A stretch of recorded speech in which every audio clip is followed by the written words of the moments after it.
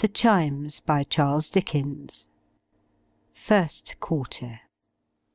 There are not many people, and as it is desirable that a story-teller and a story-reader should establish a mutual understanding as soon as possible, I beg it to be noticed that I confine this observation neither to young people nor to little people, but extend it to all conditions of people, little and big, young and old, yet growing up or already growing down again. There are not, I say, many people who would care to sleep in a church. I don't mean at sermon time in warm weather, when the thing has actually been done once or twice, but in the night and alone. A great multitude of persons will be violently astonished, I know, by this position in the broad, bold day, but it applies to night.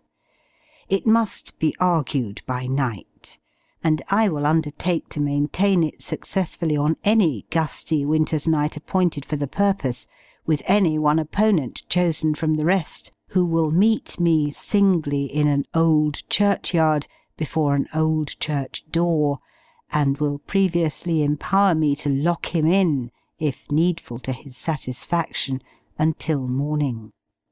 For the night wind has a dismal trick of wandering round and round a building of that sort, and moaning as it goes, and of trying with its unseen hand the windows and the doors, and seeking out some crevices by which to enter, and when it has got in, as one not finding what it seeks, whatever that may be, it wails and howls to issue forth again, and not content with stalking through the aisles, and gliding round and round the pillars, and tempting the deep organ, soars up to the roof, and strives to rend the rafters, then flings itself despairingly upon the stones below, and passes muttering into the vaults.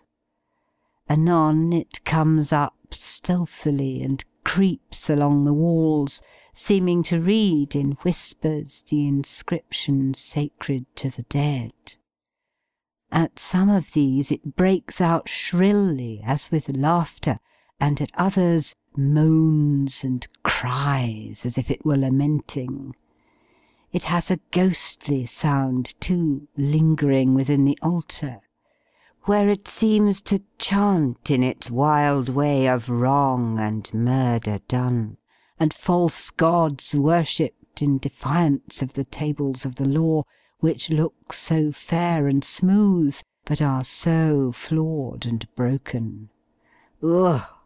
Heaven preserve us, sitting snugly round the fire. It has an awful voice, that wind at midnight, singing in a church.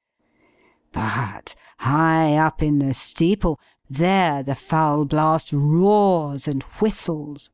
High up in the steeple, where it is free to come and go through many an airy arch and loophole, and to twist and twine itself about the giddy stair, and twirl the groaning weathercock, and make the very tower shake and shiver. High up in the steeple, where the belfry is, and iron rails are ragged with rust, and sheets of lead and copper, shrivelled by the changing weather, crackle and heave beneath the unaccustomed tread, and birds stuff shabby nests into corners of old oaken joists and beams, and dust grows old and grey, and speckled spiders, indolent and fat with long security, swing idly to and fro in the vibration of the bells, and never loose their hold upon their thread-spun castles in the air, or climb up sailor-like in quick alarm, or drop upon the ground and ply a score of nimble legs to save one life.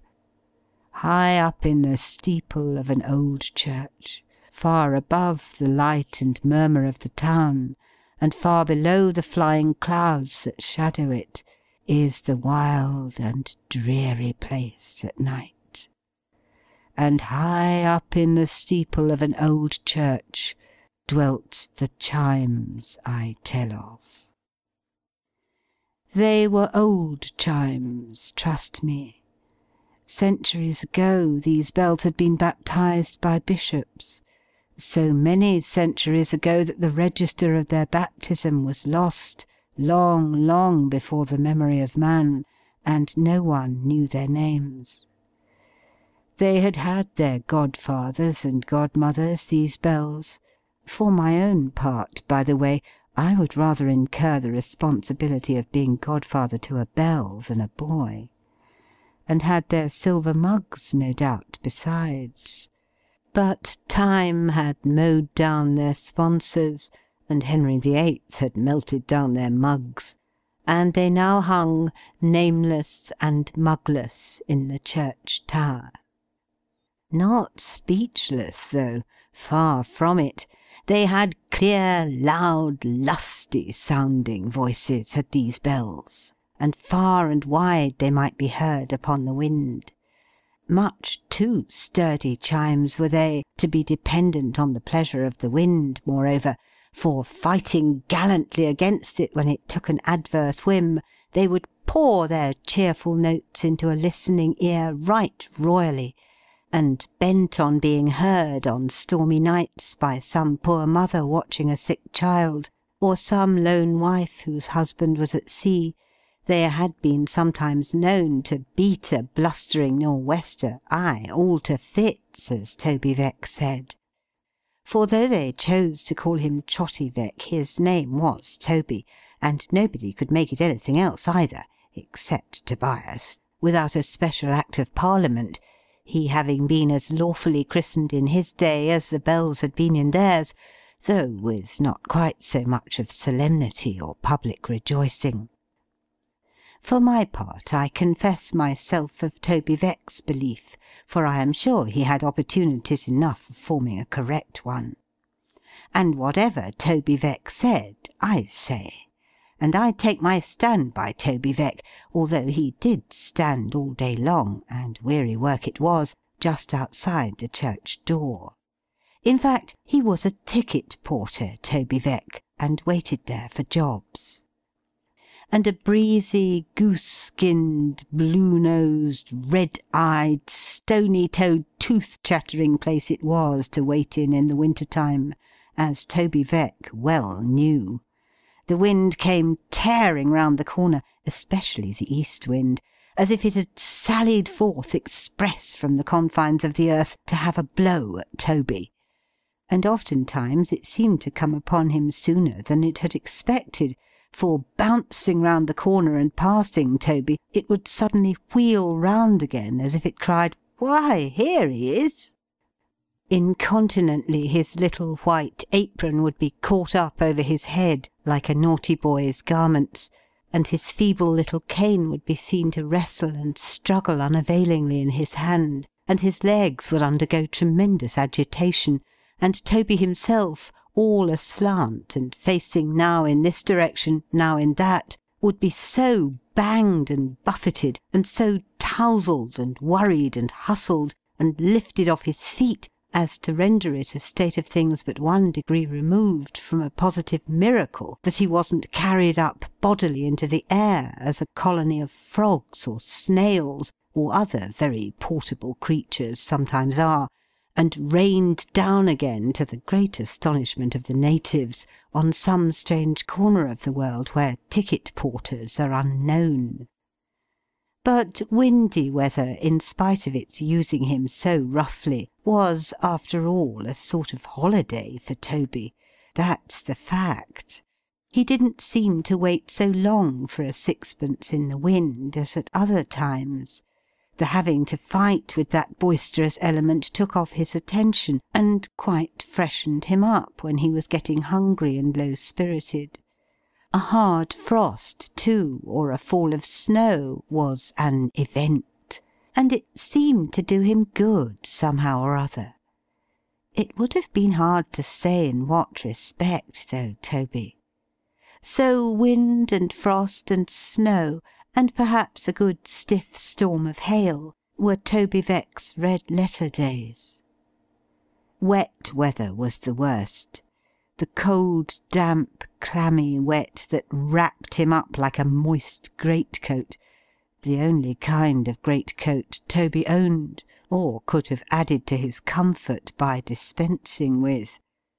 Wet days, when the rain came slowly, thickly, obstinately down, when the street's throat, like his own, was choked with mist, when smoking umbrellas passed and repassed, spinning round and round like so many teetotums as they knocked against each other on the crowded footway, throwing off a little whirlpool of uncomfortable sprinklings, when gutters brawled and waterspouts were full and noisy, when the wet from the projecting stones and ledges of the church fell drip, drip, drip on Toby, making the wisp of straw on which he stood mere mud in no time.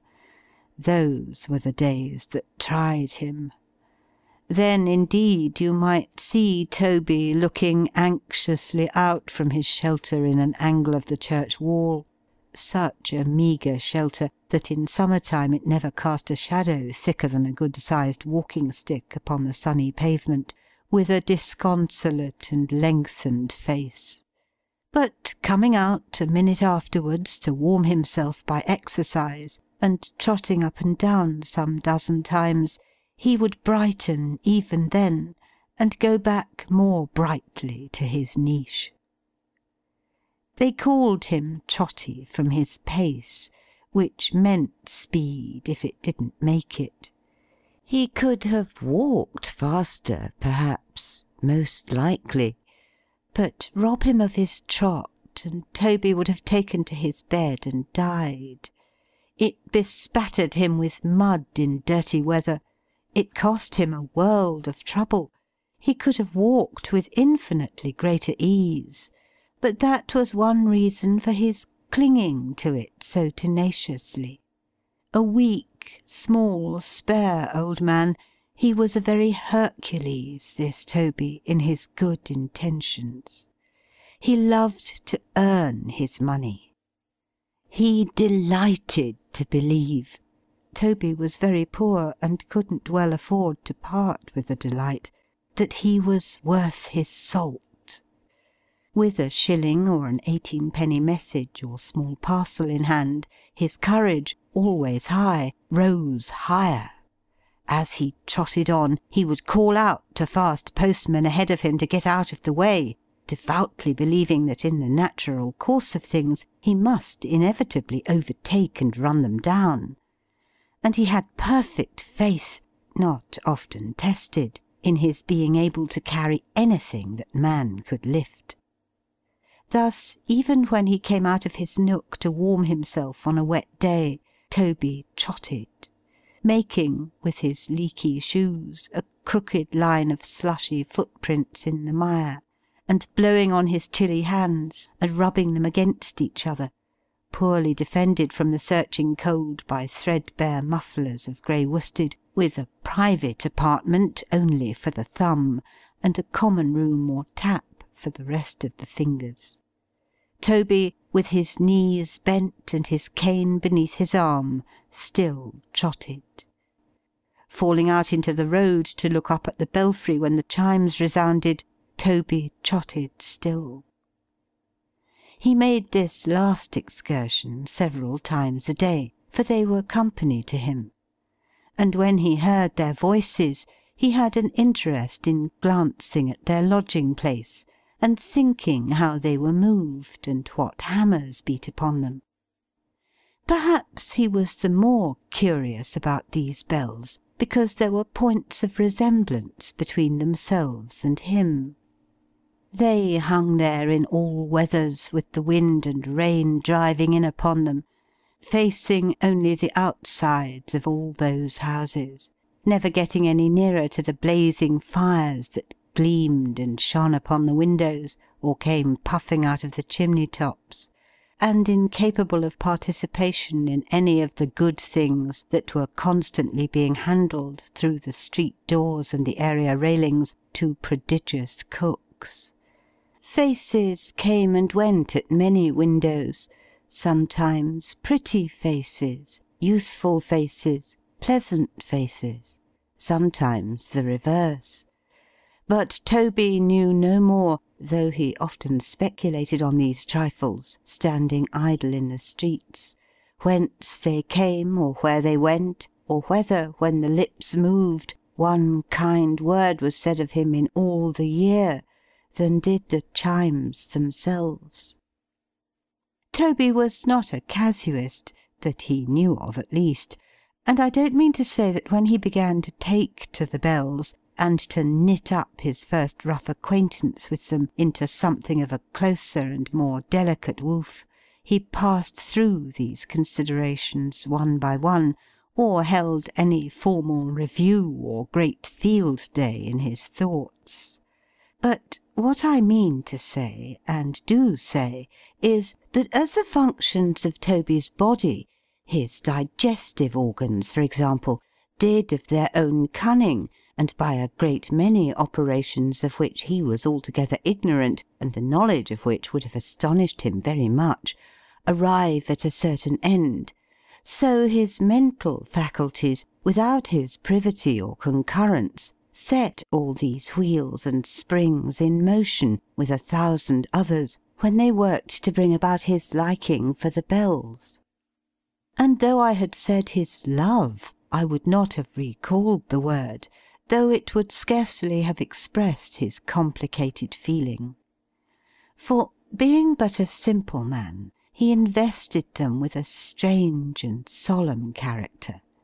They were so mysterious, often heard and never seen, so high up, so far off, so full of such a deep, strong melody, that he regarded them with a species of awe, and sometimes, when he looked up at the dark, arched windows in the tower, he half expected to be beckoned to by something which was not a bell, and yet was what he had heard so often sounding in the Chimes. For all this, Toby scouted with indignation a certain flying rumour that the Chimes were haunted, as implying the possibility of their being connected with any evil thing.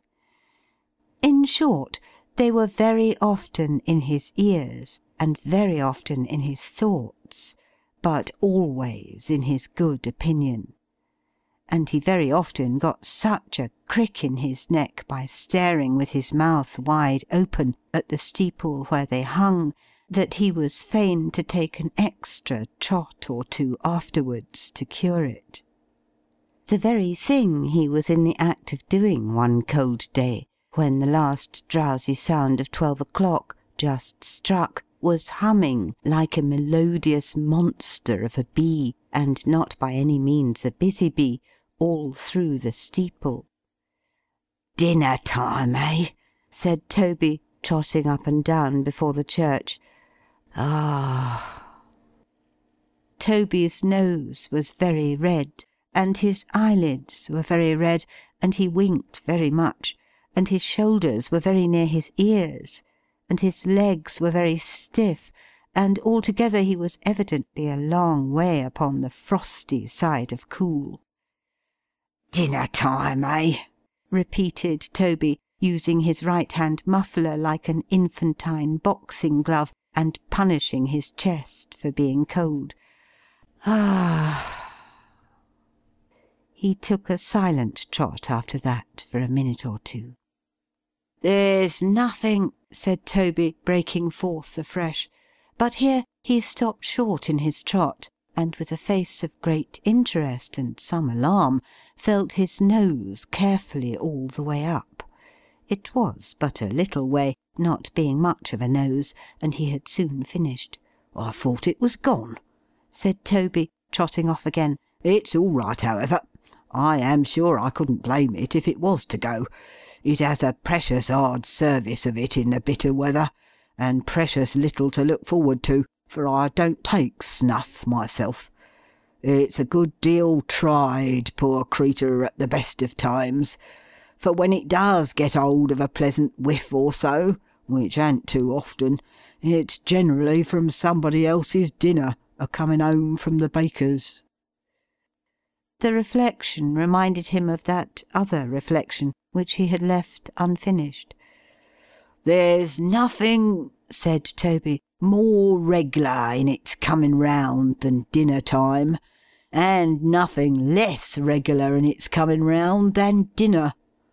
That's the great difference between 'em. It's took me a long time to find it out. I wonder whether it would be worth any gentleman's while now to buy that obserwation for the papers or the Parliament." Toby was only joking, for he gravely shook his head in self-depreciation. "Why, Lord," said Toby, "the papers is full of obserwations as it is, and so's the Parliament. Here's last week's paper now," taking a very dirty one from his pocket and holding it from him at arm's length. "Full of obserwations, full of obserwations. I like to know the news as well as any man," said Toby slowly, folding it a little smaller and putting it in his pocket again. "But it almost goes against the grain with me to read a paper now. It frightens me almost. I don't know what we poor people are coming to. Lord send we may be coming to something better in the new year nigh upon us." "Why, father, father!" said a pleasant voice hard by. But Toby, not hearing it, continued to trot backwards and forwards, musing as he went and talking to himself. "It seems as if we can't go right or do right or be righted," said Toby. "I hadn't much schooling myself when I was young, and I can't make out whether we have any business on the face of the earth or not. Sometimes I think we must have, a little, and sometimes I think we must be intruding. I get so puzzled sometimes that I am not even able to make up my mind whether there is any good at all in us, or whether we are born bad. We seem to be dreadful things. We seem to give a deal of trouble. We are always being complained of and guarded against. One way or other we fill the papers. Talk of a new year," said Toby mournfully. "I can bear up as well as another man at most times, better than a good many, for I am as strong as a lion, and all men ain't.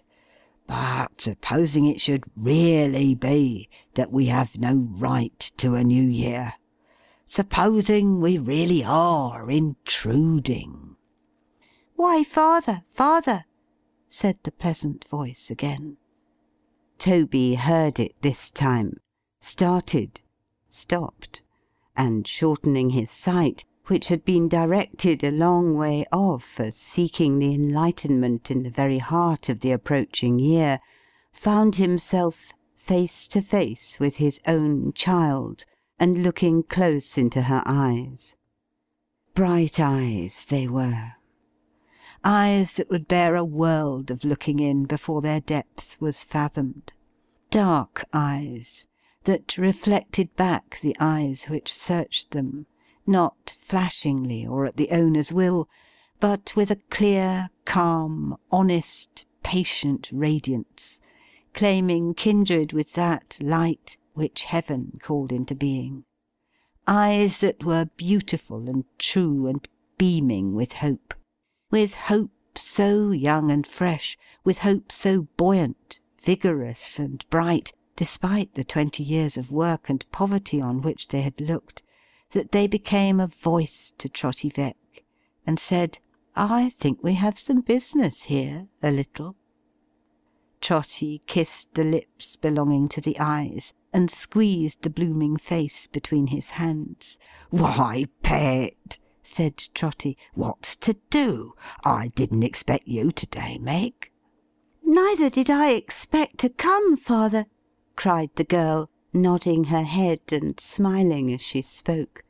"But here I am, and not alone, not alone." "Why, you don't mean to say—" observed Trotty, looking curiously at a covered basket which she carried in her hand, "that you—" "Smell it, father dear," said Meg. "Only smell it." Trotty was going to lift up the cover at once, in a great hurry, when she gaily interposed her hand. "No, no, no," said Meg, with the glee of a child. "Lengthen it out a little. Let me just lift up the corner. Just the little tiny corner, you know," said Meg, suiting the action to the word with the utmost gentleness, and speaking very softly, as if she were afraid of being overheard by something inside the basket. "There!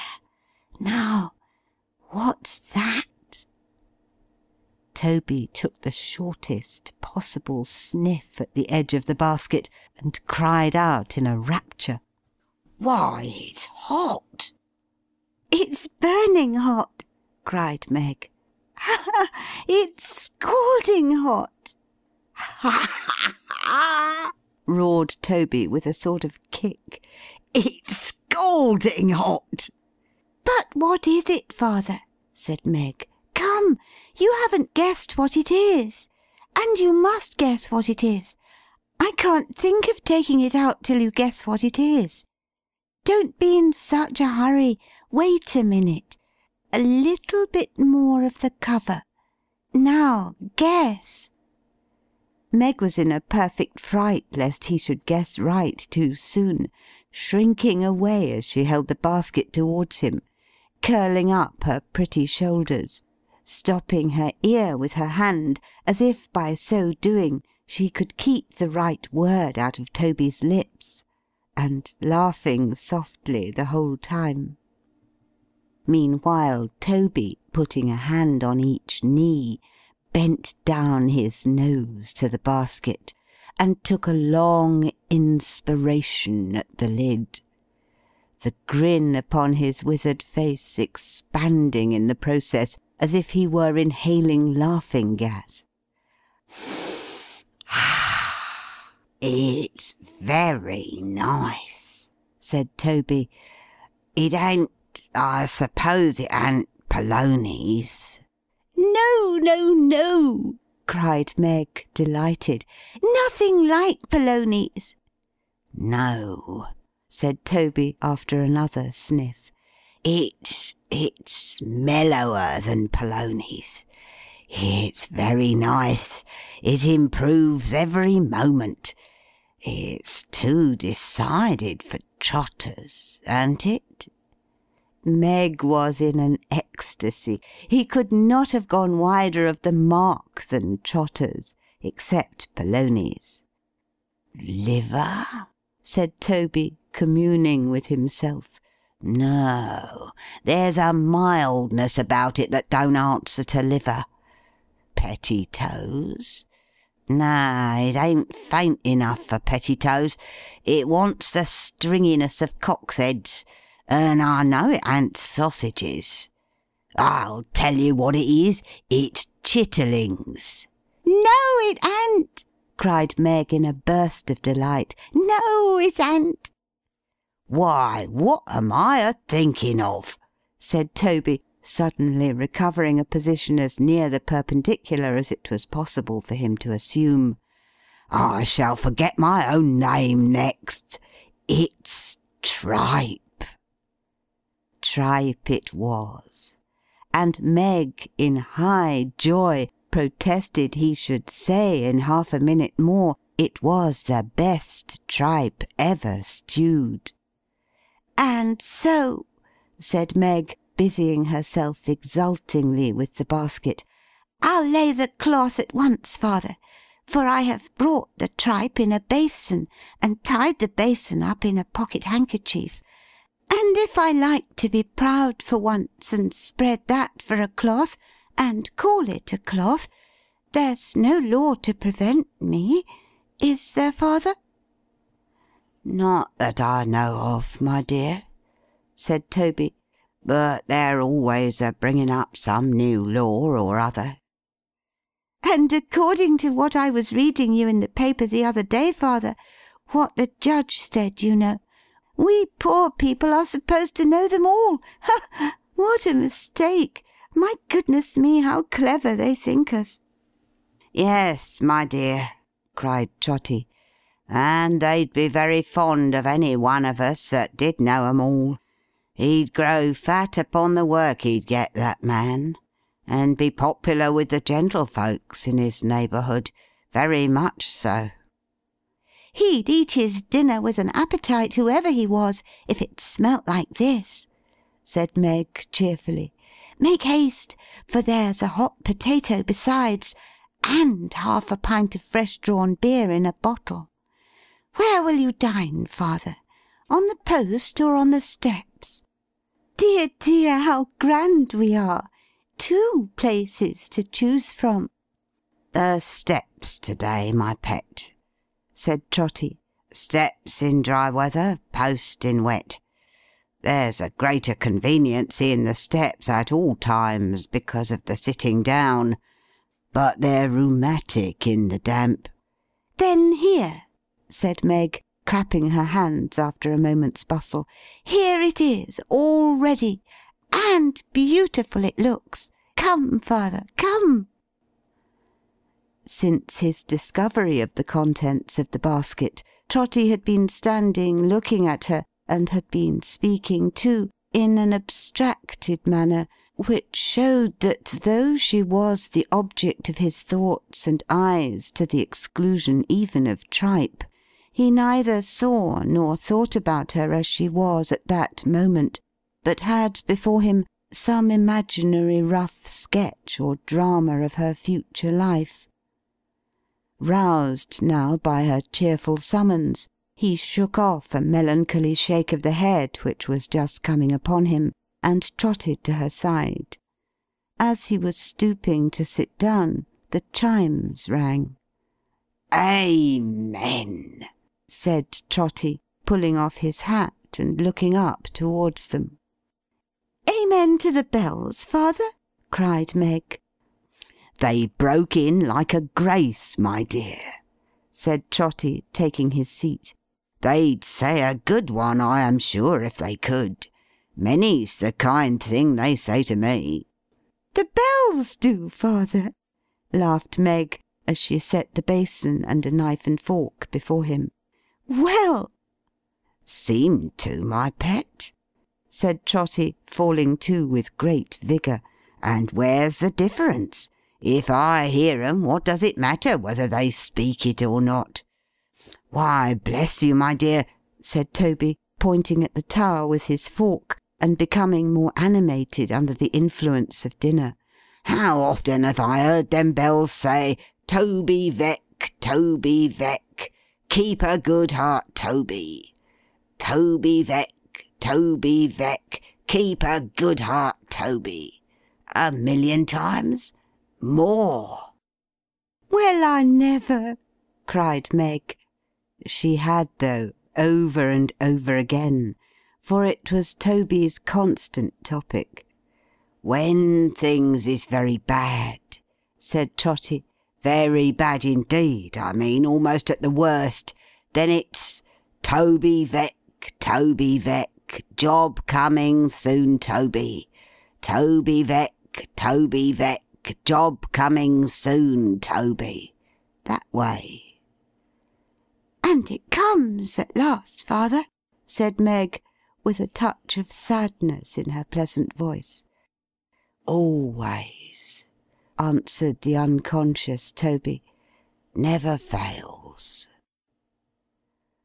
While this discourse was holding, Trotty made no pause in his attack upon the savoury meat before him, but cut and ate, and cut and drank, and cut and chewed, and dodged about from tripe to hot potato, and from hot potato back again to tripe, with an unctuous and unflagging relish. But happening now to look all round the street, in case anybody should be beckoning from any door or window for a porter, his eyes, in coming back again, encountered Meg, sitting opposite to him, with her arms folded, and only busy in watching his progress with a smile of happiness. "Why, Lord forgive me!" said Trotty, dropping his knife and fork. "My dove, Meg! Why didn't you tell me what a beast I was?" "Father?" "Sitting here," said Trotty in penitent explanation, "cramming and stuffing and gorging myself, and you before me there, never so much as breaking your precious fast, nor wanting to, when—" "But I have broken it, father," interposed his daughter, laughing. "All to bits. I have had my dinner." "Nonsense," said Trotty. "2 dinners in one day! It ain't possible. You might as well tell me that 2 New Year's days will come together, or that I have had a gold head all my life and never changed it."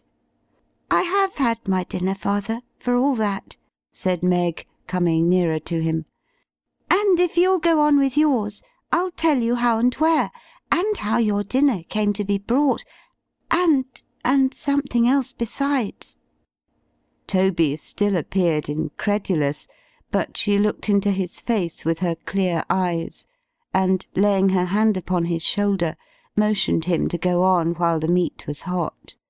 So Trotty took up his knife and fork again, and went to work, but much more slowly than before, and shaking his head as if he were not at all pleased with himself. "I had my dinner, father," said Meg, after a little hesitation, with Richard. His dinner time was early, and as he brought his dinner with him when he came to see me, we had it together, father." Trotty took a little beer, and smacked his lips. Then he said, "Oh," because she waited. "And Richard says, father," Meg resumed, then stopped. "What does Richard say, Meg?" asked Toby. "Richard says, father—" Another stoppage. "Richard's a long time saying it," said Toby. "He says then, father," Meg continued, lifting up her eyes at last, and speaking in a tremble, but quite plainly, "another year is nearly gone, and where is the use of waiting on from year to year, when it is so unlikely we shall ever be better off than we are now?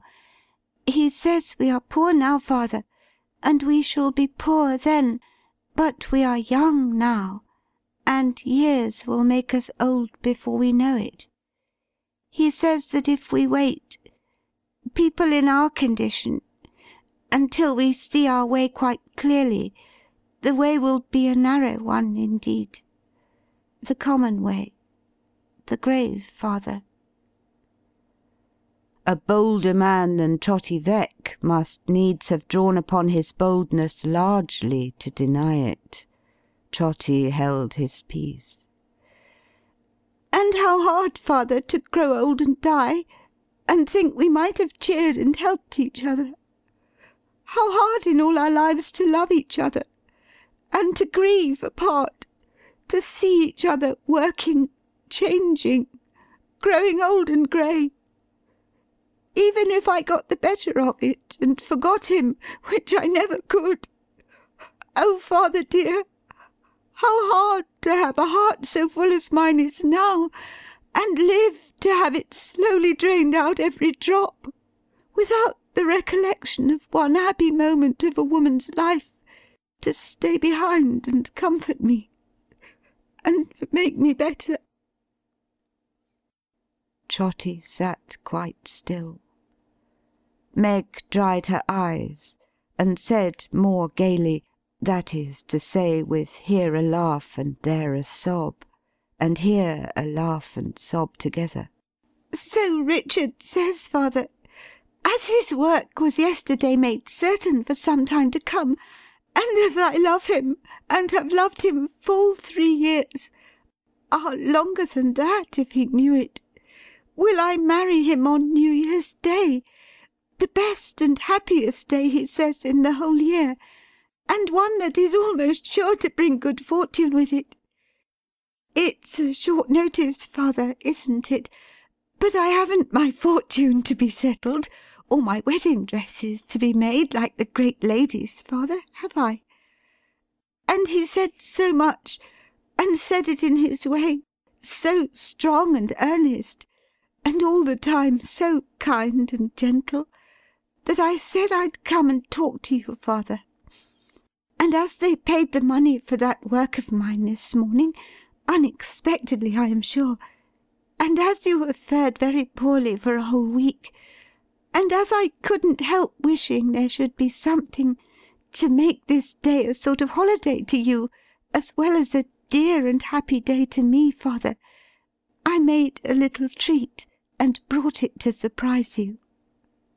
"And see how he leaves it cooling on the step," said another voice. It was the voice of this same Richard, who had come upon them unobserved, and stood before the father and daughter, looking down upon them with a face as glowing as the iron on which his stout sledge-hammer daily rung. A handsome, well-made, powerful youngster he was, with eyes that sparkled like the red-hot droppings from a furnace fire, black hair that curled about his swarthy temples rarely, and a smile that bore out Meg's eulogium on his style of conversation. "See how he leaves it cooling on the step," said Richard. "Meg don't know what he likes, not she."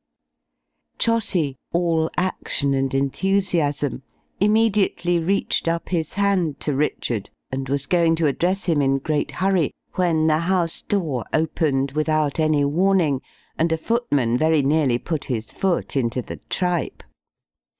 "Out of the vase here, will you? You must always go and be a-setting on our steps, must you? You can't go and give a turn to none of the neighbours, never, can't you? Will you clear the road, or won't you?" Strictly speaking, the last question was irrelevant, as they had already done it.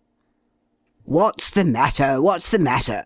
said the gentleman for whom the door was opened, coming out of the house at that kind of light, heavy pace, that peculiar compromise between a walk and a jog-trot, with which a gentleman upon the smooth downhill of life, wearing creaking boots, a watch-chain, and clean linen, may come out of his house, not only without any abatement of his dignity, but with an expression of having important and wealthy engagements elsewhere. "What's the matter? What's the matter?"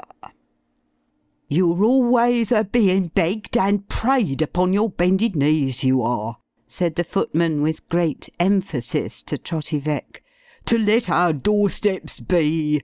Why don't you let 'em be? Can't you let 'em be?" "There, that'll do," said the gentleman. "Hallo there, porter!" beckoning with his head to Trotty Veck. "Come here. What's that? Your dinner?" "Yes, sir," said Trotty, leaving it behind him in a corner. "Don't leave it there!" exclaimed the gentleman. "Bring it here, bring it here. So, this is your dinner, is it?" "Yes, sir," repeated Trotty, looking with a fixed eye and a watery mouth at the piece of tripe he had reserved for a last delicious tit-bit, which the gentleman was now turning over and over on the end of the fork. Two other gentlemen had come out with him. One was a low-spirited gentleman of middle age, of a meagre habit and a disconsolate face, who kept his hands continually in the pockets of his scanty pepper-and-salt trousers, very large and dog's-eared from that custom, and was not particularly well brushed or washed.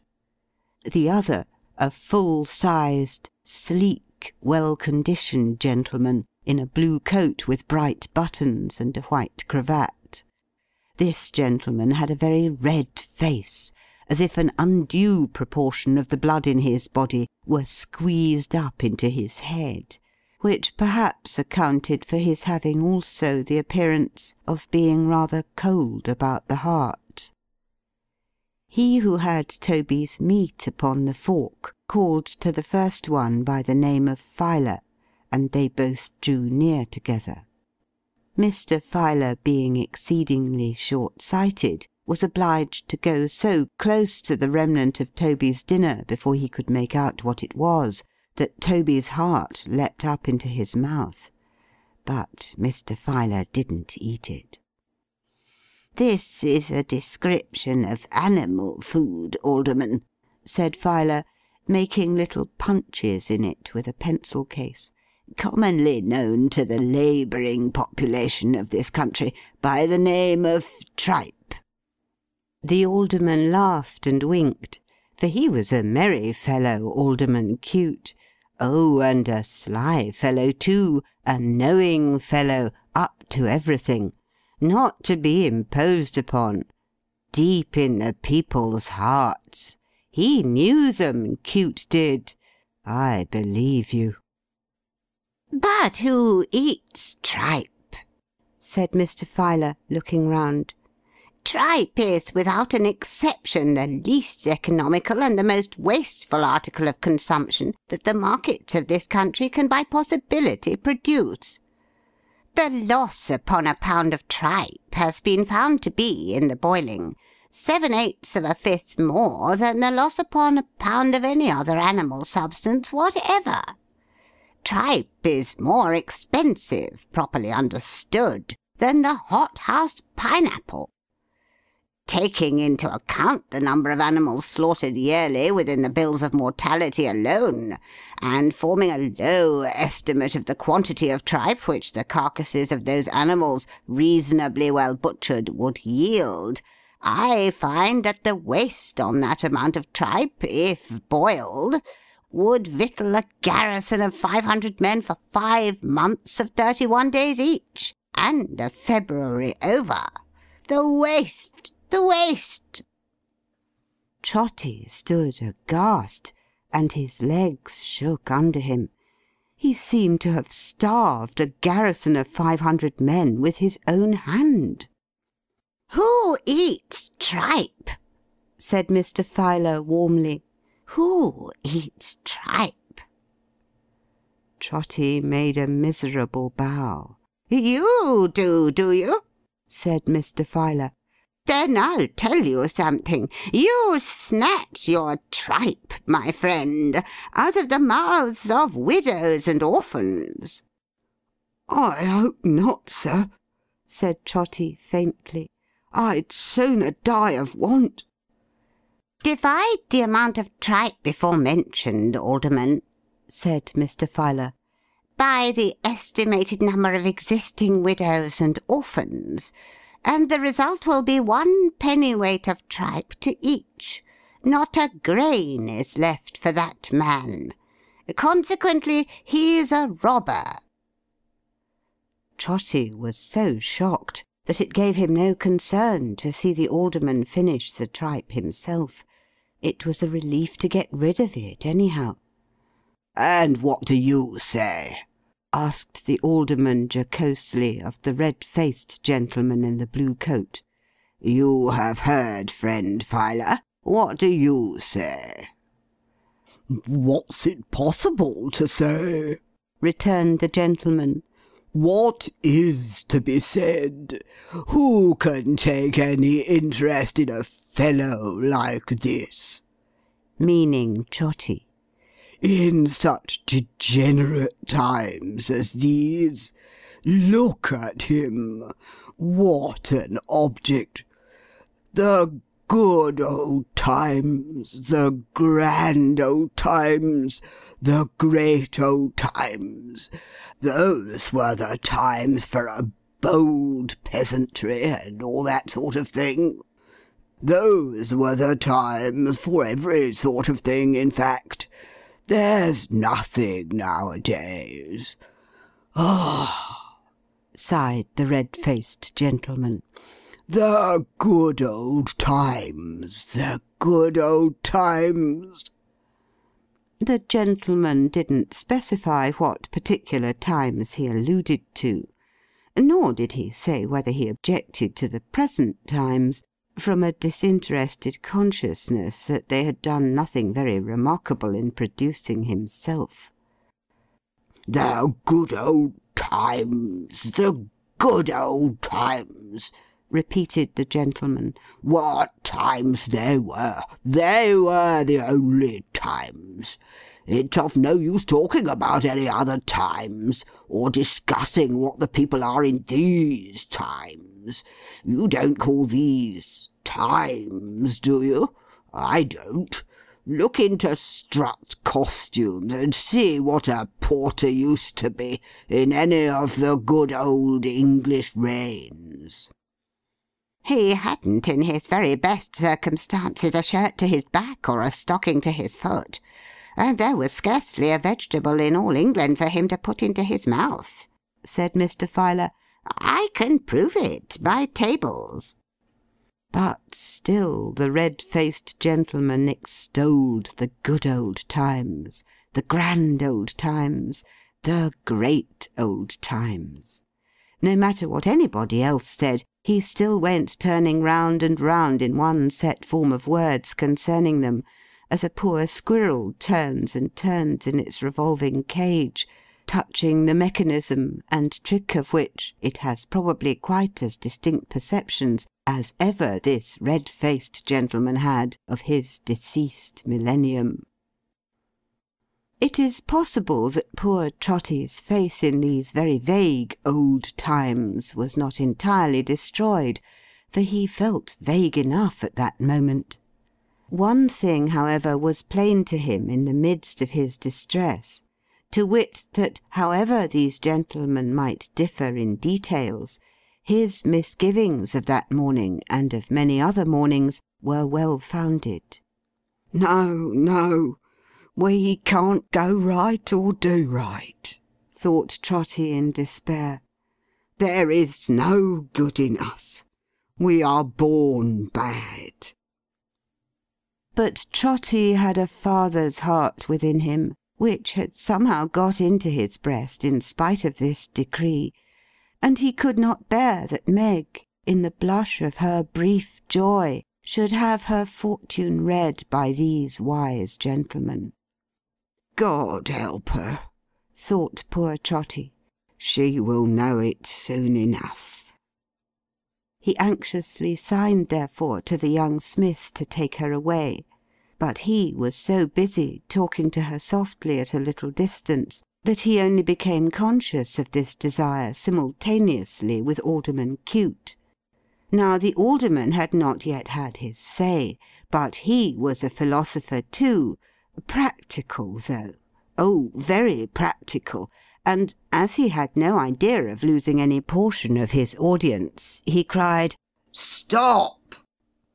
"Now, you know," said the alderman, addressing his two friends with a self-complacent smile upon his face which was habitual to him, "I am a plain man and a practical man, and I go to work in a plain practical way. That's my way. There is not the least mystery or difficulty in dealing with this sort of people if you only understand 'em, and can talk to 'em in their own manner. Now, you, porter, don't you ever tell me or anybody else, my friend, that you haven't always enough to eat, and of the best, because I know better. I have tasted your tripe, you know, and you can't chaff me. You understand what chaff means, eh? That's the right word, isn't it? Ha ha! Lord bless you," said the alderman, turning to his friends again. "It's the easiest thing on earth to deal with this sort of people if you understand 'em." Famous man for the common people, Alderman Cute. Never out of temper with them, easy, affable, joking, knowing gentleman. "You see, my friend," pursued the alderman, "there's a great deal of nonsense talked about wants. hard up, you know, that's the phrase, isn't it? Ha ha ha! And I intend to put it down. There's a certain amount of cant in vogue about starvation, and I mean to put it down. That's all. Lord bless you, said the Alderman, turning to his friends again. You may put down anything among this sort of people, if you only know the way to set about it.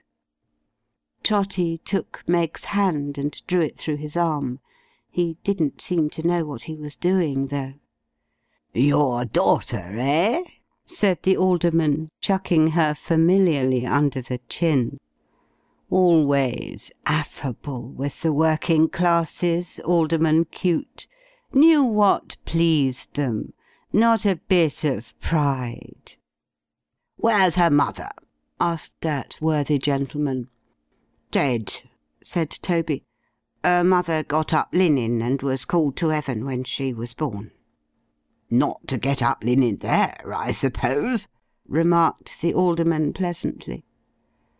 Toby might or might not have been able to separate his wife in heaven from her old pursuits.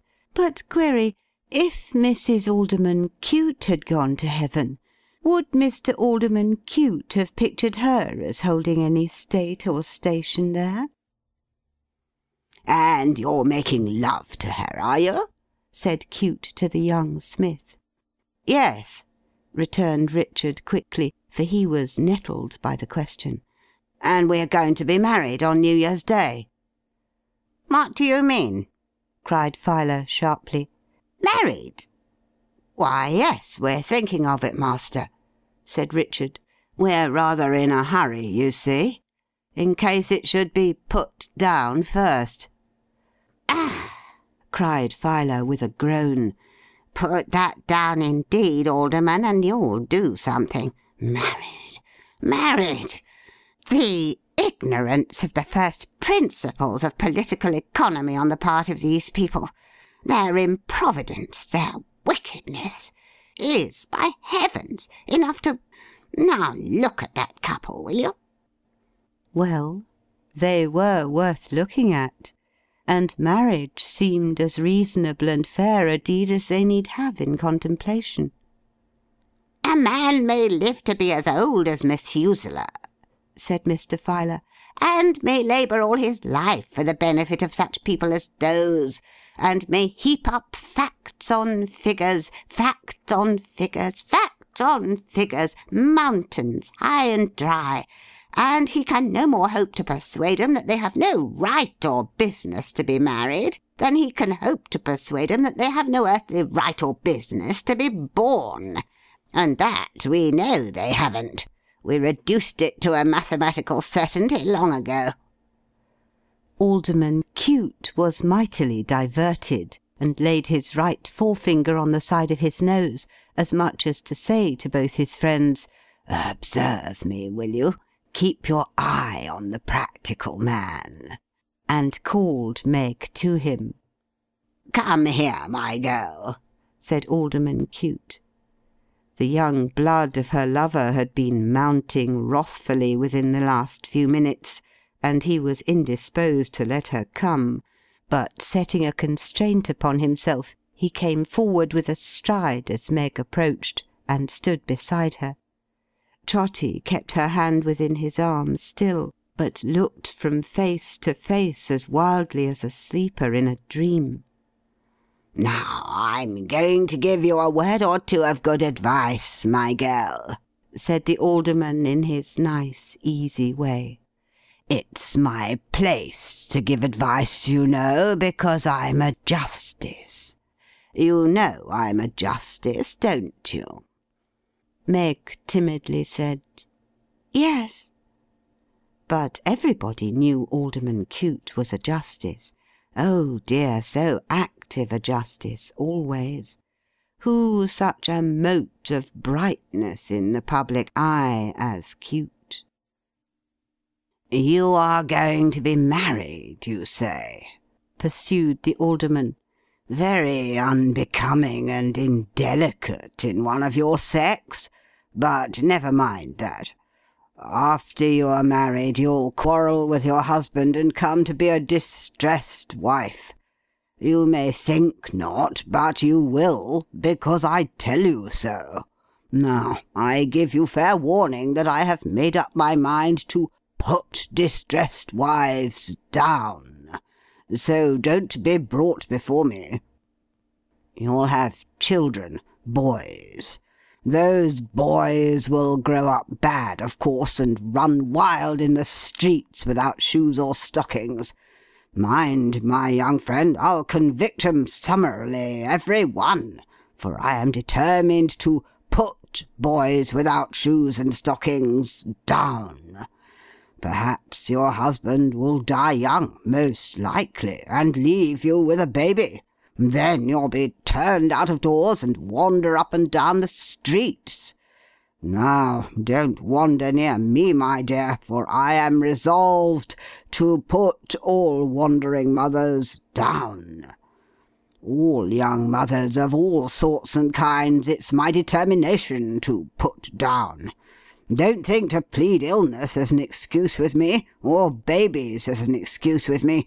For all sick persons and young children, I hope you know the church service, but I'm afraid not, I am determined to put down. And if you attempt, desperately and ungratefully and impiously and fraudulently attempt to drown yourself or hang yourself, I'll have no pity for you. For I have made up my mind to put all suicide down. If there is one thing, said the Alderman with his self-satisfied smile, on which I can be said to have made up my mind more than on another, it is to put suicide down. So don't try it on. That's the phrase, isn't it? Ha ha! Now we understand each other. Toby knew not whether to be agonized or glad to see that Meg had turned a deadly white and dropped her lover's hand. And as for you, you dull dog, said the Alderman, turning with even increased cheerfulness and urbanity to the young smith, what are you thinking of being married for? What do you want to be married for, you silly fellow? If I was a fine young strapping chap like you, I should be ashamed of being milksop enough to pin myself to a woman's apron strings. Why, she'll be an old woman before you're a middle-aged man. And a pretty figure you'll cut then, with a draggle-tailed wife and a crowd of squalling children crying after you wherever you go. Oh, he knew how to banter the common people, Alderman Cute. There, go along with you, said the Alderman, and repent. Don't make such a fool of yourself as to get married on New Year's Day. You'll think very differently of it long before next New Year's Day, a trim young fellow like you, with all the girls looking after you. There, go along with you. They went along, not arm in arm or hand in hand, or interchanging bright glances, but she in tears, he gloomy and down-looking. Were these the hearts that had so lately made old Toby's leap up from its faintness? No, no. The Alderman, a blessing on his head, had put them down. As you happen to be here, said the Alderman to Toby, you shall carry a letter for me. Can you be quick? You're an old man. Toby, who had been looking after Meg quite stupidly, made shift to murmur out that he was very quick and very strong. How old are you? inquired the Alderman. I'm over 60, sir, said Toby. Oh, this man's a great deal past the average age, you know, cried Mr. Filer, breaking in as if his patience would bear some trying, but this really was carrying matters a little too far. I feel I'm intruding, sir," said Toby. I misdoubted it this morning. Oh, dear me!" The Alderman cut him short by giving him the letter from his pocket. Toby would have got a shilling too, but Mr. Filer clearly showing that in that case he would rob a certain given number of persons of 9pence halfpenny apiece, he only got 6pence, and thought himself very well off to get that. Then the Alderman gave an arm to each of his friends, and walked off in high feather, but he immediately came hurrying back alone, as if he had forgotten something. "Porter," said the Alderman. "Sir," said Toby. "Take care of that daughter of yours. She's much too handsome." "Even her good looks are stolen from somebody or other, I suppose," thought Toby, looking at the 6pence in his hand, and thinking of the tripe. "She's been and robbed 500 ladies of a bloom apiece, I shouldn't wonder. It's very dreadful." "She's much too handsome, my man," repeated the Alderman. "The chances are that she'll come to no good, I clearly see. Observe what I say. Take care of her." With which he hurried off again. "Wrong every way, wrong every way," said Trotty, clasping his hands. "Born bad. No business here." The chimes came clashing in upon him as he said the words, full, loud, and sounding, but with no encouragement. No, not a drop. "The tune's changed," cried the old man as he listened. "There's not a word of all that fancy in it. Why should there be? I have no business with the new year, nor with the old one neither. Let me die." Still the bells, pealing forth their changes, made the very air spin. "Put 'em down, put 'em down, good old times, good old times, facts and figures, put 'em down, put 'em down." If they said anything, they said this, until the brain of Toby reeled. He pressed his bewildered head between his hands, as if to keep it from splitting asunder. A well-timed action, as it happened, for finding the letter in one of them, and being by that means reminded of his charge, he fell mechanically into his usual trot, and trotted off. End of the first quarter.